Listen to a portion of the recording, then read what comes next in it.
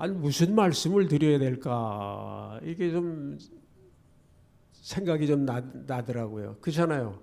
이제 왜냐하면 2026년 이제 1월 달 첫 번째 기도 주일인데 무슨 말씀을 여러분들에게 드릴까 생각을 하다 보니까 여기 성경을 보는 가운데 베드로후서 3장 18절에 보면은 예수 그리스도의 의뢰와 저를 아는 지식에서 자라가라는 거예요.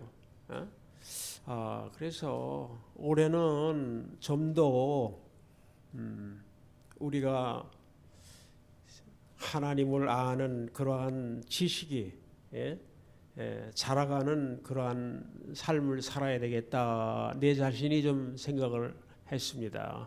그래서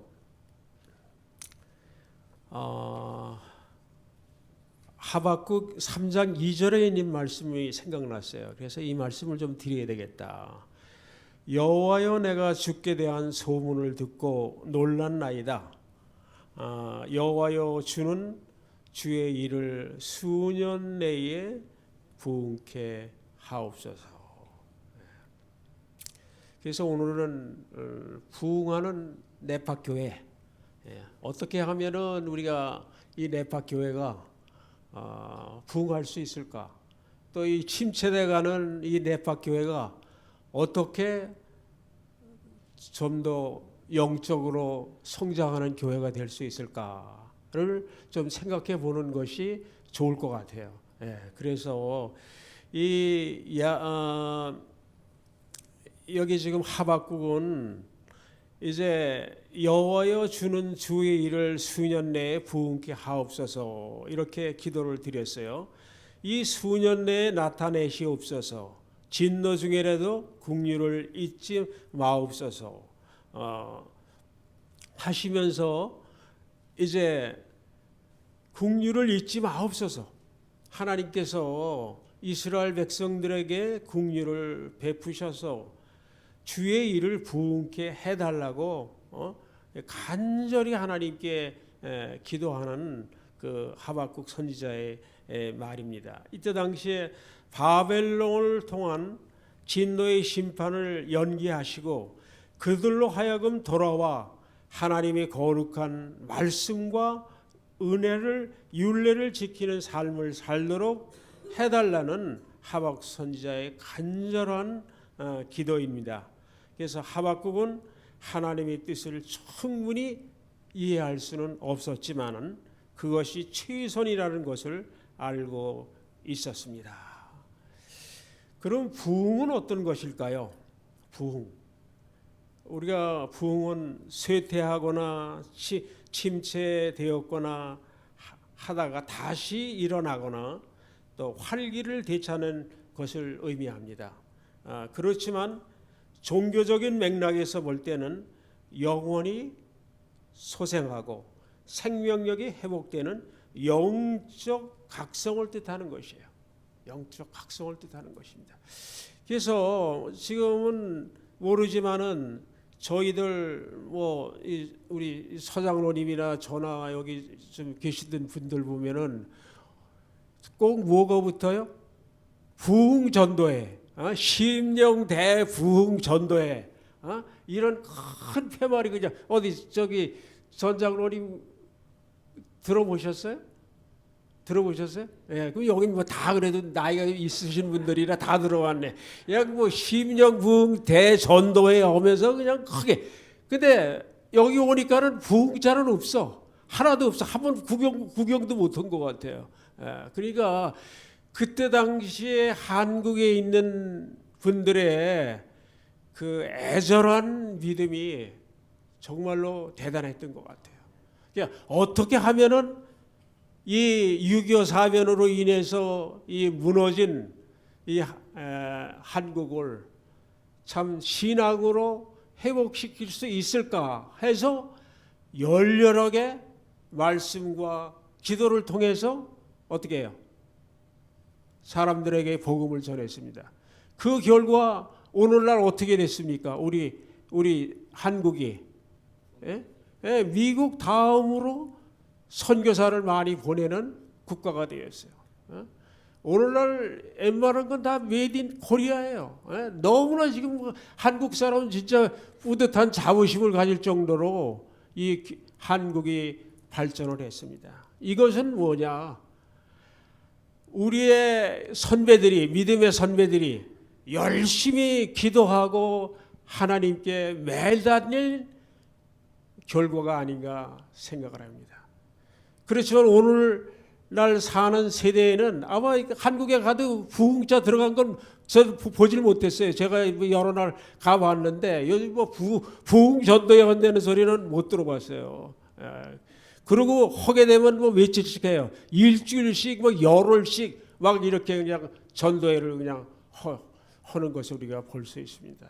그래서 우리가 이 영적인 이러한 부흥이 없게 되면은 우리 개인도 마찬가지고 교회도 마찬가지고 우리 국가도 마찬가지입니다. 그래서 우리는 이러한 일에 우리가 관심을 가지고 더 우리의 믿음을 살피시는 여러분과 저가 되시기를 바랍니다. 부흥이라는 말은 듣기만 해도 우리의 가슴을 설레게 한다. 하나님께서 성령의 기름을 부어 주셔서 침체된 영혼들과 교회들이 소생하고 되살아나는 것이 부흥일진데, 부흥은 모든 그리스도인들이 갈망하고 사모해야 할 하나님의 선밀일 것이다. 부흥이 없으면 일어날 수 없는 거예요. 현재 차지도 접지도 또 뜨뜻한 미지근한 이 교회의 상태로는 부흥과 또 복음 사명을 완수할 수 없다는 것입니다. 이건 뭐 뜨뜻한지 미지근하든지 차든지 뭐 둘 중에 하나를 선택을 해야 되는데, 지금 우리 교회의 상태는 저부터도 그래요. 뭐 제가 여기서 지금 이렇게 말씀을 드리지만은 제가 뭐 신앙이 여러분들보다 더 좋아서 말씀드리는 건 아니에요. 이 말씀을 전하는 것은 말씀을 전하는 사람이나 듣는 모든 사람에게 적용되는 것입니다. 그래서 여러분들에게 우리에게 말씀을 하는 것입니다. 그래서 현재 상태로는 우리가 이런 믿음의 성령을 받을 수 없는 거예요. 지금 하나님께서는 이 때가 다 된 것을 아시기 때문에 늦은 성령을 주시려고 하지만은 먼저 믿는 우리들이 아직도 받을 그 마음에 밭이 되어 있지 않기 때문에 늦은 성령을 받지 못하는 것입니다. 이 사업은 늦은 성령이 받게 되는 날이면 삽시간에 이루어져요. 오순절 당시에 120명이 성령을 받아서 그 여러 나라의 복음을 전한 것처럼 이제 준비가 우리가 되지 않았기 때문에 이러한 모든 것을 받지 못하게 되는 것입니다. 그래서 교회는 부흥이 되어야 되는데, 교회에 속한 영혼들이 죄를 포기하는 마음의 수준이 높아져야 된다는 거예요. 죄를 조그만 죄가 있다 하더라도 이건 내가 회개해야지. 그런데 이놈의 죄가 자꾸 쌓이다 보면은 어떤 게 죄인지 구분을 못해요. 내가 하는 게 그냥 정당한 것 같아. 그렇지만 하나님 보시기에는 그게 올바른 생각이 아니거든요. 그러니까 우리가 늘 우리의 마음을 정결하기 위해서 늘 기도하게 되면은 조그마한 일에도 이거 내가 잘못했구나 하는 것을 깨닫게 돼요. 그것이 바로 성령의 음성이에요. 그렇지만은 그러한 마음이 계속 되게 되면은 어떻게 돼요? 우리의 마음이 무죄져가지고 하나님의 음성을 듣지 못하는 것입니다. 그렇게 되면은 우리의 믿음이 자랄 수 없어요. 두 번째는 성령의 충만함을 받아 많은 영혼을 구원해야 한다. 이것도 우리에게 큰 과제예요. 그 다음에 어느 때보다 교회의 부흥을 위해 열렬한 기도가 요청된다. 그리고 교회가 살으려면은 선교에 초점을 맞추는 교회가 건강한 교회다. 소장로님 내분은 벌써 그걸 미리 아셨기 때문에 선교에 초점을 맞춰서 열심히 전도하는 모습이 얼마나 아름다운지 모르겠습니다. 예, 우리들도 우리가 선교제 가지는 못하지만은 우리가 선교에 초점을 맞추는 교회가 돼서 또 2026년은 더 활발하게 활동하는 그러한 교회가 되기를 바랍니다. 하나님이 사랑을 주변에 있는 다른 사람들에게 나누어 줌으로써 교회의 생명과 활력을 가져올 수 있는 교회. 우리가 남에게 뭘 나누어 줄 때 어떻게 돼요? 우리의 마음도 기쁘죠. 줄 때 조그만 걸 나누어 준다 할 때도 우리가 기뻐요. 그와 마찬가지로 교회도 그런 역할을 해야 된다는 거예요. 먼저 생기는 충동은 다른 사람들 또한 구주께로 인도하고자 하는 충동이다. 대정투 71페이지에 있는 말씀인데요. 만일 그대가 멸망받을 영혼을 위하여 부담을 느끼지 않는다면 하나님의 나라에 당신을 위한 자리는 없을 것이다. 아주 그냥 교회적인 구원에 그냥 아주 명확하게 말씀을 하셨어요. 만일 그대가 멸망받을 영혼을 위하여 부담을 느끼지 않는다면 하나님의 나라에 당신을 위한 자리는 없을 것이다. 그러니까 어떻게 하라는 거예요? 부담을 느끼고 어떻게 영혼을 구원하기 위해서 어떻게 일을 하라는 것입니다. 그래서 하나님께서는 우리의 도움을 받지 않으시고도 죄인을 구원하시는 목적을 이루실 수 있다는 거예요. 그런데 왜 우리를 동참을 시키실까요? 우리 선교회장님 왜 동참을 시키실 거예요? 맞습니다. 우리가 하나님과 연합하고 또 우리가 이 선교 일을 하다 보면은 우리의 이런 심령을 가지고는 우리가 남한테 접근할 수 없잖아요. 그러니까 우리가 가지고 있는 우리의 그 모난 성품들이 선교를 하면서 그것이 다 다듬어져요. 그러니까 올바른 사람을 만들기 위해서 하나님께서는 동참을 하라는 거예요. 여러분 존 F 케네디 대통령 잘 아시잖아요. 그분이 아주 유명한 말을 했어요. 국민들은 국가가 나를 위해 무엇을 해줄 것인가 이렇게 생각하지 말라는 거예요. 내가 조국을 위해 무엇을 할 것인가, 내가 조국을 위해 무엇을 할 것인가 하고 생각하라는 말은 아주 유명한 말입니다. 그래도 이것도 우리 교회에 적용하면은 뭐 어떻게 되겠어요? 그 반대가 되겠죠. 내가 교회를 위해서, 교회가 나를 위해서 뭘 할 거 아닌가, 내가 교회를 위해서 무슨 일을 해야 될 거를 우리가 생각해보는 시간이 되었으면 합니다. 주님은 이 세상에 있는 하나님의 가족들을 눈동자처럼 지키신다. 그분이 관심은 당신이 피로 사신 교회에 있다. 에베소 5장 29절에 보면은 그리스도는 교회를 보양하고 계신다. 또 계시록 1장 16절과 20절에는 교회의 사자들을 손으로 붙잡으시고 각 시대에 당신의 교회의 성령으로 권면의 말씀을 주신다. 하나님은 교회의 주님 되시는 그리스도의 기별에 유의함으로 티나 주름 잡힘이 없는 교회가 되기를 바라고 계신다. 이렇게 우리를 사랑하시는 주님의 은혜에 감사하고 우리도 더욱 교회를 사랑해야겠다. 교회증언 6권 41페이지에 보면은 이 세상에서 교회만큼 하나님께 더 사랑스러운 것은 없다. 아무것도 주님에게서 교회만큼 열렬한 돌보심을 받는 것도 없다. 그 사업을 행하는 자들이 가마를 손상시키는 만큼 하나님께 더욱 미워하시는 바 된 것은 없다. 비평하고 실망시키는 사단의 일에 있어서 사단을 도운 모든 사람들에 대하여 주님께서는 해명하기를 요구하신다. 모든 신자는 온 마음을 다해 교회의 애착심을 가져야 한다. 교회의 번영이 그의 첫 번째 관심사가 되어야 된다. 우리가 하는 일들은 다 각기 다르잖아요. 그렇지만은 우리는 한 마음 한 뜻으로 하나님을 사랑하고 하나님을 믿는 백성입니다. 그러니까 하나의 초점은 뭐냐? 이 교회에 초점을 맞추려는 거예요. 교회에 초점을 맞추려는 것입니다. 그리고 이 교회는 내가 피로 산 교회라는 것입니다. 예수님의 십자가를 통해서 어떻게 해요? 이 교회를 세우셨다는 거예요.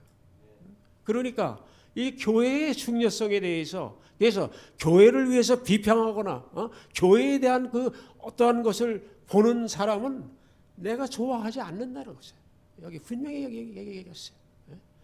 그러니까 우리가 더 신실하게 참 우리가 여러 가지로 부족하고 연약하지만은 이 교회를 위해서 더 열심히 봉사하고 또 섬기는 그러한 마음을 갖는 우리 모두가 되어야 되겠죠. 모든 사람에게는 하나님을 위하여 무엇인가 할 수 있는 능력이 있다. 그러니까 우리는 그러죠. 아유 내가 뭐 교회를 위해서 뭘 해? 뭐 나는 못해. 그런데 여기 교회 증언에 보니까 모든 사람에게는 하나님을 위하여 무엇인가 할 수 있는 능력을 주셨다는 거예요. 그러니까 우리가 이것을 믿어야 됩니다. 매주일 교회에 출석하는 1억 명 가운데 50%가 구원의 확신이 없고 95%가 성령의 인격과 사역을 알지 못한다는 것입니다. 미국의 신자들 중 단 2%만이 자신의 믿음을 다른 사람들과 규칙적으로 나누고 있다는 거예요. 얼마나 놀라운 일 아니에요? 2%. 참 이거 볼 때 너무나 얼마나 지금 예수 믿는다는 사람들이 얼마나 많아요.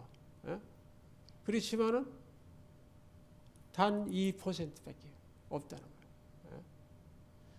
그래서 성경 보면은 그랬어요. 참 말세에 내가 참으로 믿는 자를 보겠느냐 하신 말씀이 오늘 사는 우리에게 적용되는 말씀이 아닌가.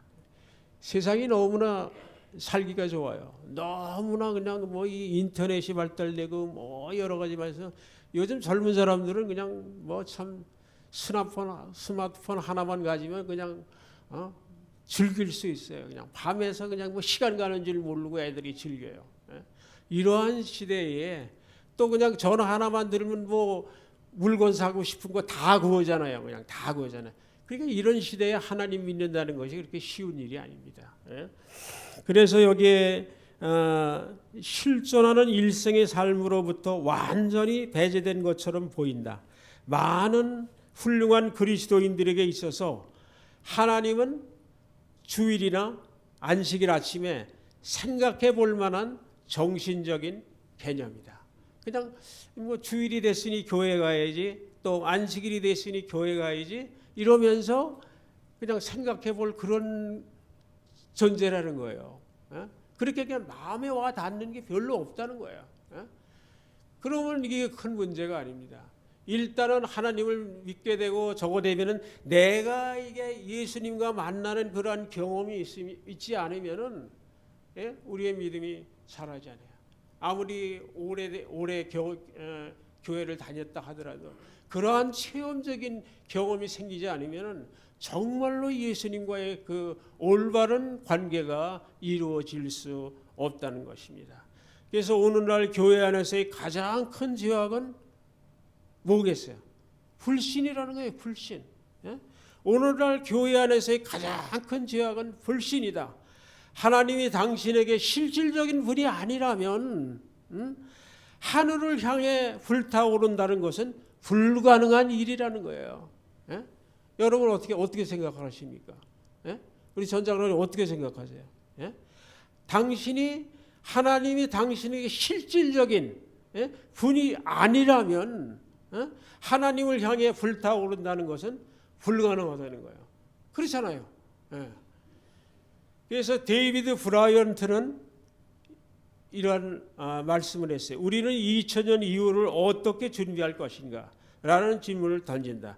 그 대답은 지금까지 제시되어 온 수많은 요소들 중에서 미래학자들이 인간의 생존을 위해 가장 큰 하나의 희망이라고 이야기하고 있는 것, 곧 인간이 영적인 세계에 일어나고 있다는 것을 보다 더 강조되고 있는 것은 없다는 것입니다.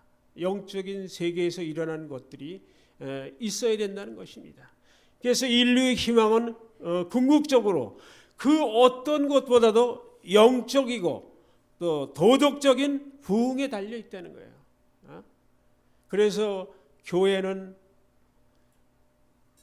부흥하는 교회라는 말을 의미하는가? 여기에 부흥이라는 단어는 의식 혹은 생명을 회복하다. 생명 활기 또는 힘을 되찾다. 소생계되거나 활기를 되찾다라고 활발하고 활동적이며 효과적인 상태가 되거나 다시 번성하게 된 대로 정의한다. 부흥하는 교회는 의식이 있고 활기가 넘치고 활동적이며 효과적이고 회복되고 번성하는 교회이다. 그것은 성령의 능력, 자유롭게 역사하는 교회이다. 여러분 이 다이너마이트 잘 아시잖아요. 다이너마이트. 다이너마이트는 여기 어디서 나오는 다이나믹스가 변해서 여기 다이너마이트가 됐는데 이것이 바로 능력입니다. 능력. 이 파워가 있잖아요. 얼마나 저거 했겠어요. 이 노벨이 이 다이너마이트를 만드는 말미암아 그거 갖다 한 방 터뜨리면은 그 그냥 모든 것이 그냥 땅을 제끼고 거기서 여러 가지 채굴을 하는데 어려움이 없었잖아요. 손으로 캐든 것보다. 그와 마찬가지로 이러한 파워풀한 능력이 있다는 것입니다. 성령의 능력이. 그러한 것들을 어떻게 돼요? 우리가 받기를 원해야 된다는 것입니다. 하나님께서 지금 준비되어 있다는 거예요. 그렇지만 받을 사람들이 아직 준비가 되지 않았기 때문에 그 성령을 주어 주시지 않는다는 것입니다. 주의 이름을 부르리니 이제부터는 하나님 앞에서 한결같은 마음으로 당신만을 의지하겠노라는 다윗 왕의 신앙 고백. 다윗 왕이 얼마나 철저하게 참 그 신앙을 가진 사람입니까? 내가 다른 마음을 갖지 않고 당신만을 의지하겠노라고 고백한 그 다윗의 고백이 우리의 고백이 되어야 되겠습니다. 하나님의 인재와 능력이 당신의 교회의 중심이 되고 있는가? 우리가 좀 생각해 봐야 된다는 것이에요. 하나님의 인재와 능력이 당신의 교회의 중심이 되고 있는가? 하나님의 강물이 부흥을 향해 흐르고 있는가? 하나님의 강물을 종종 수많은 교회들과 그리스도인들이 부흥 가운데 임하는 하나님의 축복을 경험했을 때 더욱더 거세진다. 우리는 서로 다른 수준의 부흥을 경험하지만 우리의 마음은 더 많은 것을 바라며 부르짖는다. 비록 우리가 축복을 얻긴 하지만 여기서 멈추지 말고 그 축복을 뛰어넘어야 한다. 우리는 말씀과 성령의 균형을 잡는 일에 헌신해야 할 필요를 느끼게 될 것이다. 수년 전에 스미스 위클 스위스 목사님은 이런 말씀을 하셨어요.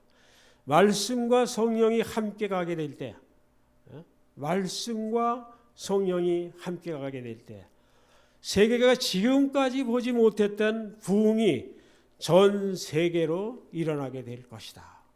성령의 부흥은 말씀에 기반을 두고 말씀의 통제를 받아야 한다. 영적 갱신의 목표는 부흥하는 교회를 만드는 것이다. 그래서 갱신이란 다시 새롭게 하는 것, 우리에게 부흥하는 교회들이 필요하게 되는 것입니다.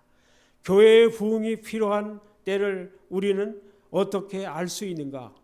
찰스 필리는 7가지 징후를 여기 제시했는데 거기 보면은 첫째는 그리스도인이라 공언하는 사람들 사이에 형제 사랑과 확신이 부족할 때, 두 번째는 그리스도인과 공언하는 사람들 사이에 불화와 시기와 험담이 있을 때, 셋째는 교회 내 세상의 영이 들어왔을 때, 넷째는 교인들이 더럽고 수치스러운 범죄에 빠졌을 때, 다섯 번째는 교회 안에 그 지역 내에 논쟁의 영이 있을 때, 여섯 번째는 악한 자들이 교회를 이기고 중상모략할 때, 일곱 번째 죄인들이 부주의하고 어리석어서 아무런 관심도 받지 못한 채 죄에 빠져 갈 때는 교회가 일어나야 할 때이다.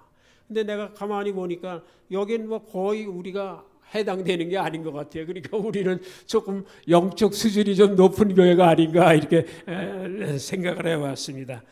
호세아 10장 12절에 보면은 이런 말씀이 있습니다. 너희가 자기를 위하여 의를 심고 국류를 거두라. 지금 곧 여호와를 찾을 때니 지금 묵은 땅을 기경하라. 마침내 여호와께서 임하사 의를 빛처럼 너희에게 내리시리라. 호세아의 탄원에 응답하여 이제 우리에게는 준비된 마음과 기도하는 마음이 필요하다. 그래서 부흥이란 무엇인가? 부흥은 복음 전도하는 운동이나 특별 캠프 미팅이 아니라는 것입니다. 부흥은 주권적인 하나님의 놀라운 사역으로서 믿는 이들에게 생명을 회복시켜주고 믿지 않는 자들을 일깨워 그 생명을 얻게 하며 교회와 공동체를 변화시키는 것입니다. 주님으로부터 오는 회개와 용서 및 소생이 성경적인 부흥이라는 것입니다. 주님으로부터 오는 회개와 용서, 소생이 성경적인 부흥이라는 것입니다. 그래서 베드로 사도행전 3장 19절에 보면은 그러므로 너희가 회개하고 돌이켜 너희 죄 없이 함을 받으라. 이같이 하면 유쾌하게 되는 날이 주 앞으로부터 이를 것이요 부흥을 위해 기도하여야 한다. 사도행전 1장 14절에는 마음을 같이하여 오순절에 회개하고 기도에 힘쓰라.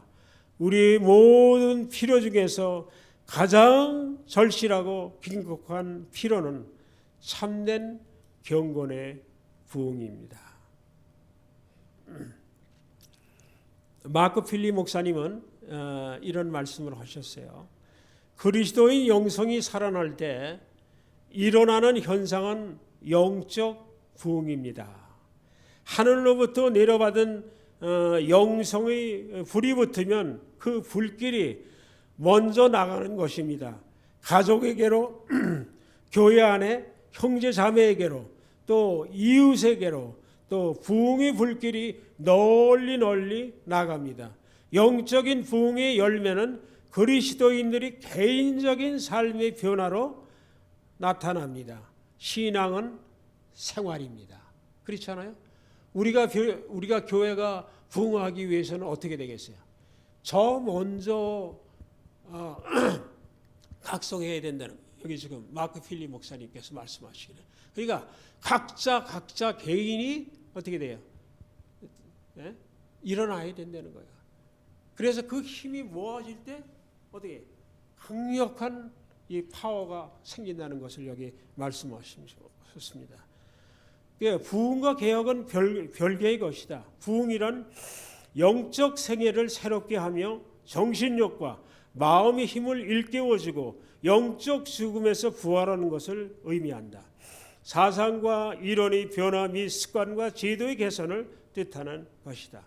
개혁은 성령으로 말미암는 부흥과 연결되지 않는 한 의의 선한 열매를 맺을 수 없다는 것입니다. 그래서 부흥과 개혁에는 각각 주어진 역할이 있다. 따라서 이 사업을 이루기 위해서는 부흥과 개혁이 병행되어야 한다는 것입니다. 이렇게 부흥하고 개혁이 병행되어야 돼요. 그럴 때 교회가 발전할 수 있다고 그랬습니다. 이렇게 좀 말씀은 좀 더 있지만은 시간이 좀 더 된 것 같아서 말씀을 줄이겠습니다. 감사합니다.